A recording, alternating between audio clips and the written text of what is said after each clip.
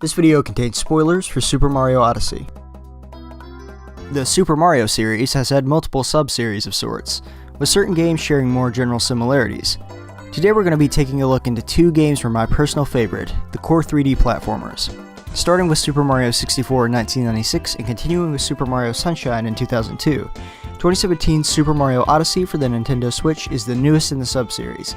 As such, let's take a look at the gameplay of the oldest title here, Super Mario 64, and the newest, Super Mario Odyssey, and see just how much the gameplay has changed, and how much stayed the same. Nothing against Sunshine, in fact I would love to cover it on its own someday. I just thought it would be interesting to see how much has changed all these years later, from the earliest 3D Mario game to the latest. Let's start with the controls in the 1996 Nintendo 64 launch title, Super Mario 64. 64 was the first foray into 3D for the Mario series, so it makes sense that it would come to set the standard for controls in future 3D Mario games. Let's go ahead and look into what Mario could do by utilizing and combining inputs. And Mario could do a lot in this game. Mario could tiptoe, walk, run, crawl, jump, double jump, triple jump, long jump, punch, kick, grab enemies, throw enemies, crouch, sideways somersault, backward somersault, wall jump, jump kick, dive, ground pound, slide kick, and sweep kick. Yeah. This was a huge amount of stuff compared to the earlier 2D Mario games, but the thing was, it was very easy to get the hang of. Even as a beginner, it never feels like you're out of control of Mario. Sure, it's not nearly as smooth as a modern game, but it still feels very responsive and snappy. This is especially true when you play more of the game and begin to get better at it. Soon enough you feel like you're moving seamlessly through the game world and it feels really good. When you manage to pull off a maneuver to reach a high up area or finally perfect wall kicks, you start to feel at one with the controls and you no longer even have to think about them. The fact that this was all accomplished in the infancy of 3D games is extremely impressive in my opinion. So, the game begins by dropping you in front of Princess Peach's castle, indirectly giving you a chance to familiarize yourself with the controls. This immediately leads into the castle itself, serving as a hub world for the game. There are multiple paintings inside the castle, each one behind a door that in most cases requires the player to have a certain number of power stars. If you take a leap into the painting, it will lead you into a world or level.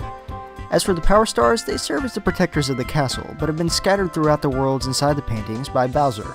This begins your quest to gather all 120 power stars to free the castle, and to kidnap Princess Peach from Bowser. The levels contain 7 power stars each, with 6 requiring the player to complete a certain objective that is hinted at by the name of the star.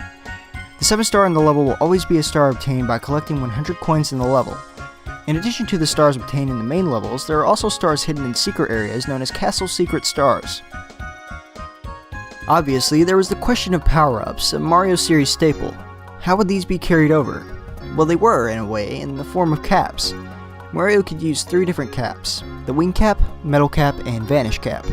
The wing cap allowed Mario to fly, the metal cap allowed Mario to sink to the bottom of water and gas without taking damage, and the vanish cap made Mario partially invisible and allowed him to pass through certain walls. But you couldn't access these power-ups without a challenge. There are 3 big switches hidden around the world of Super Mario 64, and when pressed, these switches place item blocks where there were previously unusable outlines of these blocks, similar to the switches seen in Super Mario World. Once the switches were pressed, you could find the item blocks containing caps in nearly every level, usually in an area where the particular cap would be useful. It's a neat system that doesn't ditch the idea of power-ups, but changes them in a way that suits the 3D gameplay better. What makes Super Mario 64 such a compelling gameplay experience is the fact that you're exploring huge worlds that contain all sorts of secrets and experiences, with multiple objectives to complete in each world. This, as opposed to one linear level after another, gave the game a sense of mystery. The player could explore, look for oddities in hidden areas, and it felt huge. While games like the Zelda series and various first-person shooters offered a similar experience, this was a first for a platformer. The worlds remained varied and interesting, and even the hub world of the castle had its secrets. Don't get me wrong, the game had more than its fair share of secrets, but there's something about the game that made it feel so much bigger than it actually was. It felt like there was a secret behind every corner, something hidden behind every wall. I think this was due to the fact that it was one of the first games that was so open-ended, and it no doubt fueled rumors like the theory that Luigi was playable in the game if some elaborate series of processes were pulled off by the player. Completely untrue, by the way. But stuff like that just adds to the experience of Super Mario 64.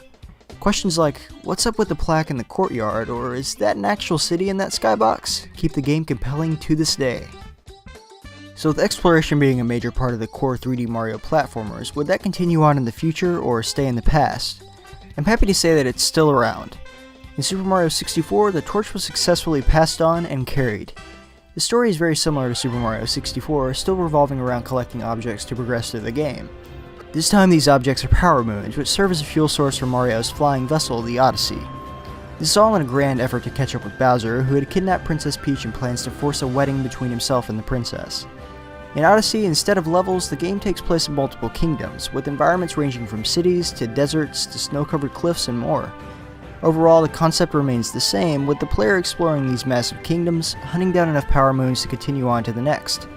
But this game bumped up the number of moons to a gigantic 999, with a true total of 880. The rest of the moons can be purchased from in-game stores using coins collected throughout the game. But what about gameplay? Well, the controls stay the same for the most part, but in addition to everything Mario could do in Super Mario 64, excluding punches, kicks, and grabbing enemies. However, this isn't all. In Super Mario Odyssey, Mario is joined by his new friend Cappy, who allows him to take control of various inanimate objects and the majority of enemies the duo will come across. This is a huge change, something that would pretty much serve as the power-up system in Odyssey. Additionally, Mario can throw Cappy and jump on him, leading to all sorts of new movement possibilities. The controls feel very smooth, regardless of whether you're controlling Mario or one of his famous foes. As far as Mario himself, you still feel entirely in control of him, even more so than in Super Mario 64. It feels like the general formula of Super Mario 64 was picked up and polished with extreme attention to detail, making it unquestionably one of the best control schemes you'll ever experience in a platformer. The level design and controls practically beg the player to think of tricks that seem crazy, but just crazy enough to work. And most of the time, they do. Because, again, Odyssey captures the sense of wonder that Super Mario 64 had. The sense that you can go anywhere, do anything, and explore a handcrafted, wonderful world. In addition to the core gameplay, there are plenty of bonuses to keep you occupied. Along with traditional coins which can be used in yellow Crazy Cap shops, there are also purple coins unique to their region.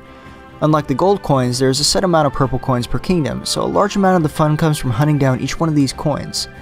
Once all the coins are collected, you can buy each of the souvenirs and costumes available from the purple Crazy Cap shop.